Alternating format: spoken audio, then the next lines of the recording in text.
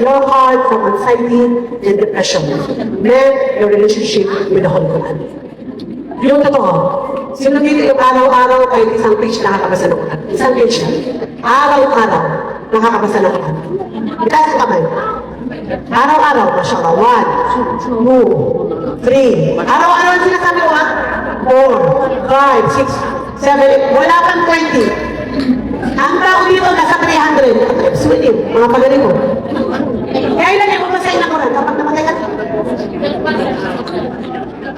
Right? Dapat ito ay habit. Ibibuild mo talaga. Araw-araw. Alam mo anong barakal ng Quran? Ito yung barakal ng Rasul, right? Alam mo anong barakal ng Quran?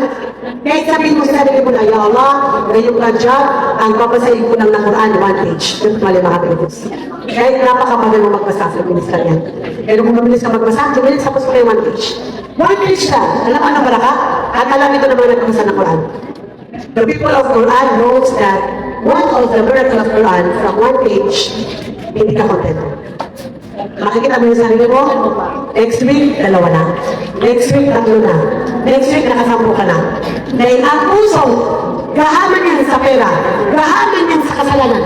At kapag pinuno mo ng pagbabasa ng Quran, ang kanyang status ay magiging craving, not for dunya, but craving and talking to Allah subhanahu wa ta'ala.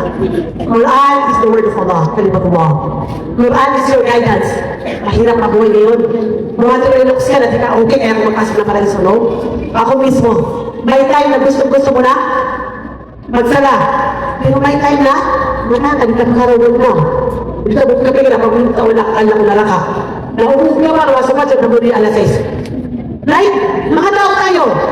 So kung gusto mo, kapatid, na yung puso mo ay maging busila at wala siyang kaligayan, maliban sa kaluguran ng Allah. At malulungkot ka lang, hindi dahil nag-aaway kayo ng kasama mo, kung nalugi ka sa negosyo, ay ikalulungkot mo lang, na tunay ay hindi ka nakagawa ng kabutihan, and be the people of the Quran.